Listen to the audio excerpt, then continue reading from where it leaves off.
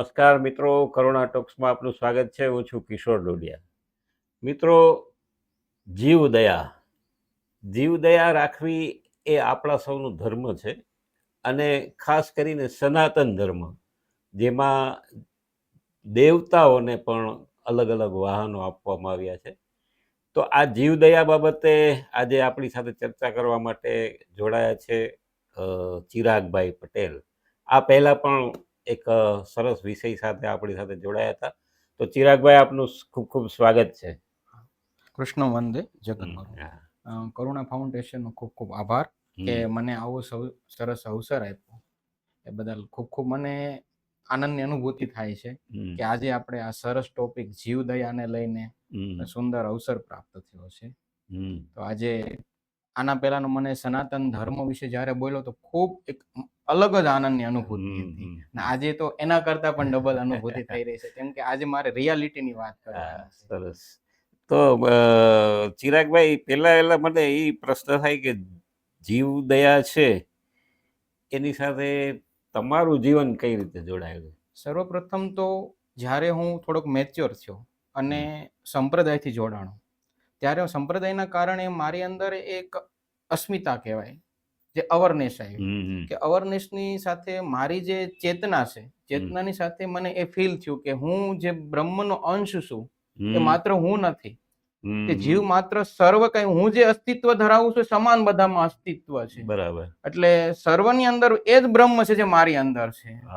એટલે ત્યારથી લઈને મને એ લોકો પ્રત્યે, પ્રાણીઓ પ્રત્યે, હરેક જીવ જંતુ કે મનુષ્ય ધર્મને લઈને મને અંદરથી પોતાની અંદર એક સહાનુભૂતિ આવી કે મારા જીવનની અંદર મારે એવું જીવન જીવવું જોઈએ કે મારા જીવનની દિનચર્યાથી કોઈ વ્યક્તિ કે પશુ પક્ષીને કોઈ હાનિ ન પહોંચે. વાહ.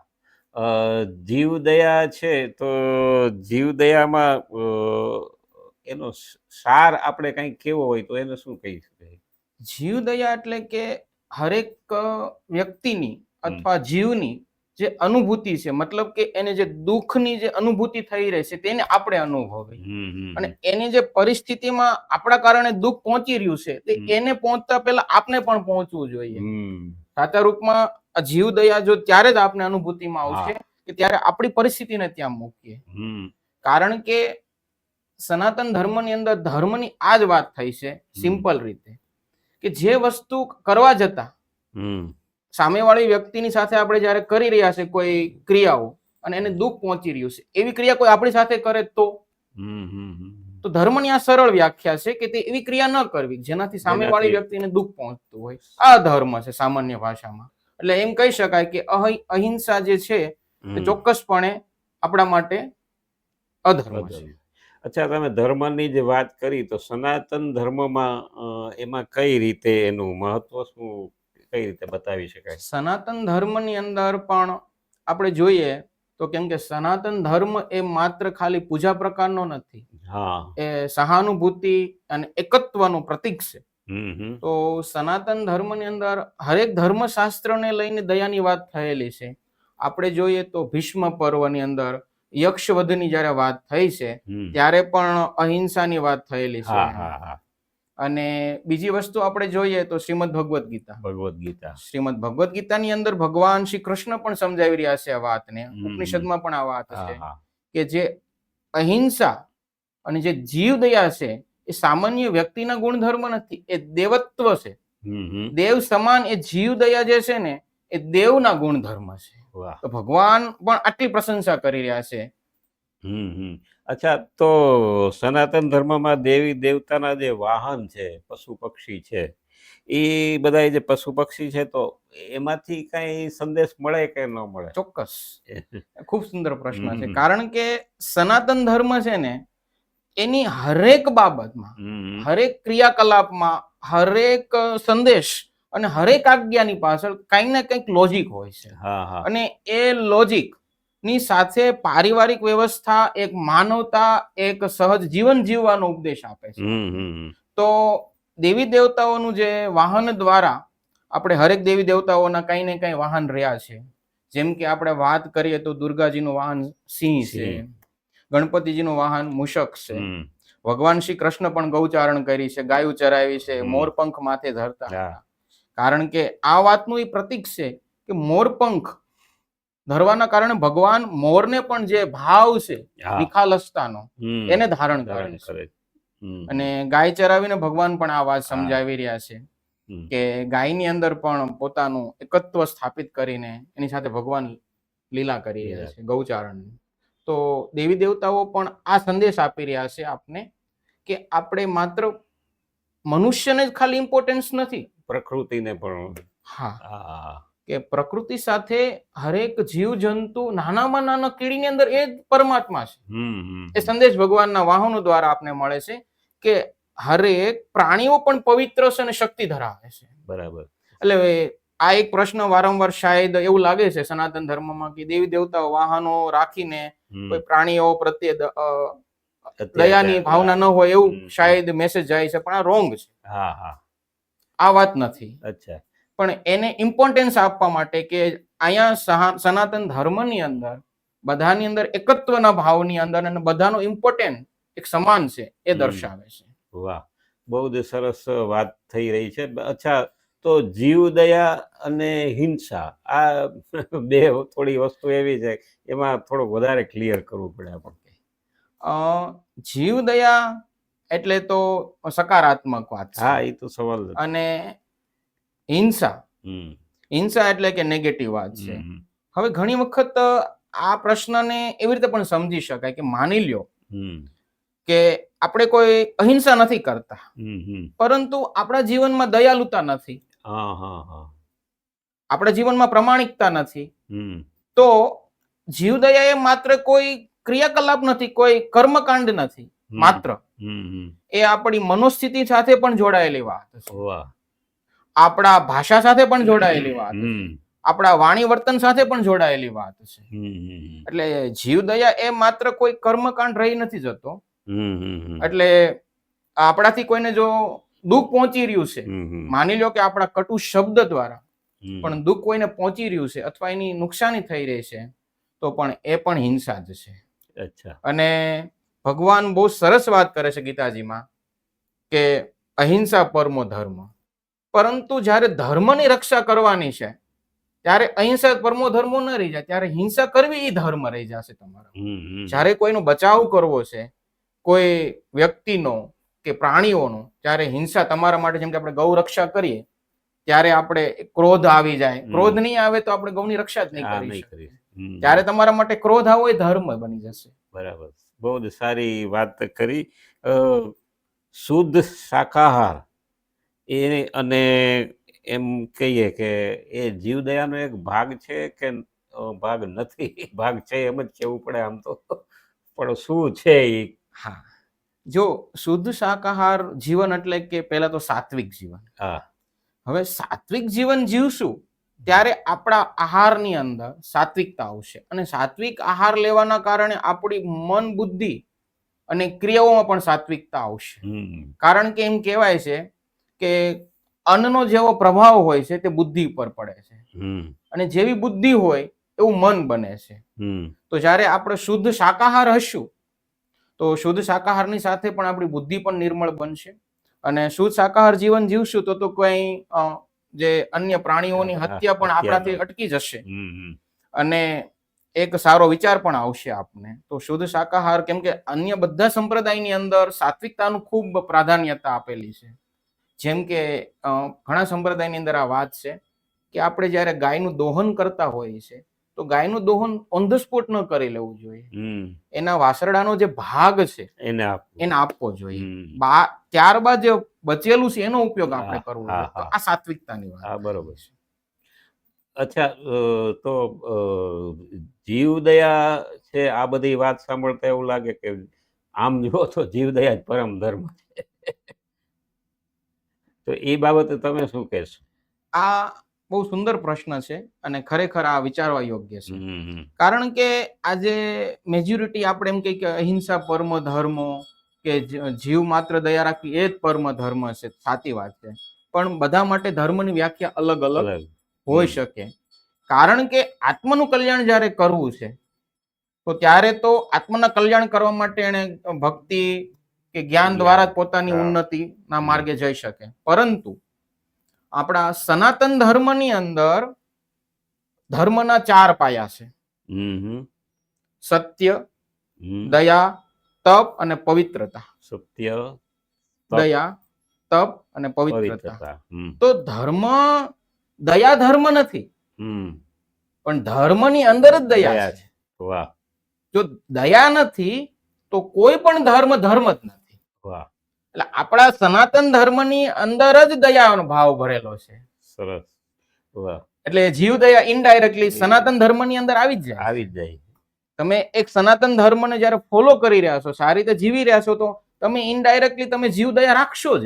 હમ બીજી વસ્તુ હું તમને કહું તો ધર્મની 13 પત્ની હોય છે. ધર્મ મતલબ શું? ખાલી પૂજા પાઠ કરી લેવો એ ધર્મ નથી, પણ ધર્મને ધારણ કરવો. ધારણ કરવો એટલે કે ધારીતી ધર્મ. જ્યાં ધારણ કરશો તો એ ધર્મના જે રીતિ રિવાજ છે, એના ક્રિયાકલાપોને તમે જીવશો, નહીં કે માત્ર ખાલી બોલવું. બરાબર. તો ધર્મની 13 પત્ની છે. ધર્મને તમે ધારણ કરશો તો તમારી અંદર એક ગુણ આવશે, જે છે દયા. તો ધર્મની 13 પત્નીને ફોલો કરતા દયા નામનો પત્ની ધર્મને વરે છે. ત્યારે તમે ધર્મને સારી રીતે ધારણ કરી શકો છો. બરાબર. અને એ ધર્મ દ્વારા તમારી ઉન્નતિની અંદર એક અભય નામનો પુત્ર પેદા થાય. હા હા. તો જ્યારે દયા રાખશું તો આપણી અંદર નિર્ભયતા આવે છે. અને ત્યારે તમે ચોક્કસપણે કોઈ પણ કાર્ય કરવું હોય, સોશિયલ વર્ક, નિસ્વાર્થપણે તમે બિંદાસ કરી શકો છો. વાહ. અચ્છા, તો જીવ દયા છે એને માટે આપણે એમ જ કહી કે હવે શું કરી શકીએ? આજનો સમય તો ખરેખર બહુ ડિફિકલ્ટ છે અને સમજવો પણ બહુ ટફ છે. કારણ કે મૂળ સનાતન ધર્મની પરંપરા જ આપણે વિસરાતી જાય છે. તો સનાતન ધર્મની મૂળ પરંપરા આજે હોત તો આ ક્વેશ્ચન કરવા જ ન પડત, કેમ કે એની અંતર્ગત જ આવી જાત આપણું જીવનની દિનચર્યા છે. કેમ કે આપણી દિનચર્યા જ એવી હોત કે આપણાથી સવારથી ઉઠીને સાંજ સુધીમાં કોઈને નુકસાન ન પહોંચે, એવો જ આપણો ક્રિયાકલાપમાં આપણો વાણી વર્તન હોત. પરંતુ હવે આજના સમયમાં જો જોઈએ તો આપણે નાનો એવી પ્રયત્ન પણ કરી શકીએ કે આપણા રોજિંદા જીવનમાં આપણા ભાગમાંથી ગાયના ભાગનું પણ કાઢવું જોઈએ, કૂતરાના ભાગનું પણ કાઢવું જોઈએ. બીજા નંબરે કે આપણી જ્યારે મહિનાની અંદર ઇન્કમિંગ આવતી હોય છે, પૈસા આવે, ત્યારે થોડાક ભાગ ધર્મના રૂપે કાઢીએ. આપણે 10% ભાગ કરવાનો તો શાસ્ત્ર પણ વાત કરે છે. તો મૂંગા અબોલા પક્ષીઓ હોય એના માટે આપણે ચણ નાખીએ, ચબૂતરા બનાવીએ, અથવા તો જેમ કે જલ માટેના આપણે જોઈએ તો ઊંડા પાત્ર મૂકીએ. કેમ કે આજની સમયમાં આપણે જોઈએ, કેમ કે આપણે વૃક્ષ પણ રહેવા નથી દીધા, અને આપણે બધા એવું જ માનીએ છીએ કે આ દુનિયા પર મારો એકનો જ અધિકાર છે, પણ નહીં. કારણ કે દુનિયામાં બધાનો સમાન અધિકાર છે. બરાબર. અને આપણે એક રાક્ષસ વૃત્તિના કારણે વૃક્ષોને પણ નષ્ટ કરી દીધા છે. જે વૃક્ષ પશુ પક્ષીઓનું ઘર હતું, આજે આપણે જોઈએ કે આપણે એસીમાં બેઠા હોય તો ગરમી થાય. હવે તમે એકવાર કલ્પના કરો કે એ પશુ પક્ષીઓની પ્રાણીઓ ઉપર શું હાલત હશે. તો કમસે કમ ચાલો ઠીક છે કે આજે પર્યાવરણ નથી બચી રહ્યું, પ્રયત્ન કરવો જોઈએ. પરંતુ આપણા હાથમાં અત્યારે એક વિકલ્પ રહી જાય છે કે આપણે નાના એવા માળાઓ રાખીને વૃક્ષો ઉપર રાખી દઈએ, અને એના દ્વારા વૃક્ષની અંદર એ પશુ પક્ષીઓ પોતાનો નિવાસ કરીને પોતાનું જીવન જીવી શકે. કેમ કે આ કાળઝાળ ગરમીની અંદર વૃક્ષો પણ પતન થઈ જાય છે, આપણે ખબર હોય. બીજું કે આપણે જોઈએ કે કીડીઓનું આખા વર્ષની પોતાનું જે ખાવાનો ખોરાક હોય છે એને એકઠો કરતા હોય છે ચૈત્ર મહિનાની. આખું વર્ષ એમાંથી જ પોતાનું જીવન ચલાવતી હોય છે કીડી પણ. અને આજે એ બહાર નીકળે એટલે અતિશય ગરમીની અંદર પોતાને ખૂબ દુઃખ થતું હોય છે, પીડાઓ થતી હોય છે. તો ત્યારે આપણા માટે એમાં એક વિકલ્પ આવો જ રહી જાય છે કે આપણે કીડીઓને એની પરિસ્થિતિને સમજીને આપણે કીડિયારું એટલે કે શ્રીફળ હોય, શ્રીફળને અંદર લોટ ને ખાંડ ને એવું બધું કરી તો કીડી એને શાંતિથી પોતાની નિર્વાહ કરી શકે અને પોતાના દરમાં એનો ખોરાકનો સંગ્રહ કરી શકે. તો આવા બધા આપણી પાસે વિકલ્પ છે, આવું બધું કરી શકીએ આપણે. અચ્છા, તો જીવદયા છે, તો જીવદયાને આપણે શિક્ષણમાં કેમ લાવી શકીએ? આમાં એક બહુ મોટો પ્રશ્ન છે. ખરેખર જો અહીંથી જ આપણી શરૂઆત થઈ જાય ને તો બધા પ્રોબ્લેમ સોલ્વ જ થઈ જાય. કારણ કે આપણા બાળકને આપણે શિક્ષણ પદ્ધતિમાંથી એ સમજાવી કે તારો એકલાનો અધિકાર સ્વતંત્ર નથી. હમ, હમ, આપણે અહીં મનુષ્ય રૂપે આવ્યા છે. હમ. આ તો કહેવાય નહીં, ખરેખર તો વેદ એમ કહે છે કે મનુષ્ય રૂપેણ મૃગાચરંતે, હમ, હમ. જેનામાં ધર્મ નથી ને એ તો મનુષ્ય જ મનુષ્ય નથી. જ પશુ તો જો સમજી. આપણા બાળકને શિક્ષણ સાથે હમ, આવા સંસ્કાર આપીએ કે જે હમ. સંસ્કાર એવા આપીએ કે થોડુંક બધા માટે દયાનો ભાવ રહે, હમ, હમ, હમ. તો એ મોટો થઈને પણ એનું જીવન જ એવું બની જશે, એના વાણી વર્તનમાં, ક્રિયાકલાપોમાં અને પોતાના જીવનની દિનચર્યામાં. હમ. તો ચોક્કસપણે જો શરૂઆતમાં આપણે એને શિક્ષણ આપીએ તો એની અંદર આ સનાતન ધર્મના જે સંસ્કારો છે એની અવેરનેસ આવશે હમ, હમ. અને એના કારણે જીવદયા ફરીથી આપણે એને કન્ટિન્યુ કરી શકીએ. બીજું એ છે કે પ્રસંગોપાત આપણે વૃક્ષારોપણ કરાવીએ. હા. પર્યટનમાં જ્યારે લઈ જાવીએ ત્યારે એને પર્યટનમાં પ્રકૃતિ વિશેનો ઇમ્પોર્ટન્સ સમજાવીએ. બરાબર. કારણ કે જો પ્રકૃતિ નહીં હોય, આજે આપણે જોઈએ છે કે કેવી વિકટ પરિસ્થિતિનો સામનો કરી રહ્યા છે. હમ, હમ. એનું કારણ આપણે છે. હા, હા, હા. કારણ કે આ પ્રકૃતિ જનની છે. હમ. માં ક્યારેય પોતાના બાળકનું નુકસાન ન કરે, પરંતુ આપણે એ પ્રકૃતિને નષ્ટ કરી રહ્યા છે ને એના કારણે આ બધું. અને પ્રકૃતિના કારણે માત્ર આપણું જીવન ડિસ્ટર્બન્સ નથી થઈ રહ્યું, હરેક પ્રાણી, પશુ, પક્ષીનું બધાનું થઈ રહ્યું છે. હમ, હમ, હમ. તો આવી અવેરનેસ શિક્ષણથી જો આપણે આપશું, અને બીજું કે આપણે સોશિયલ મીડિયા દ્વારા પણ જો આવી અવેરનેસ હા. ચલાવી, જે તમે ચલાવો છો તે, હા. હમ, આવી રીતે પણ યુવાનો હમ. ની અવેરનેસ આવશે તો ચોક્કસ આપણે જે કાર્ય કરવાની ભાવના છે તેમાં આપણે સફળતા મળશે.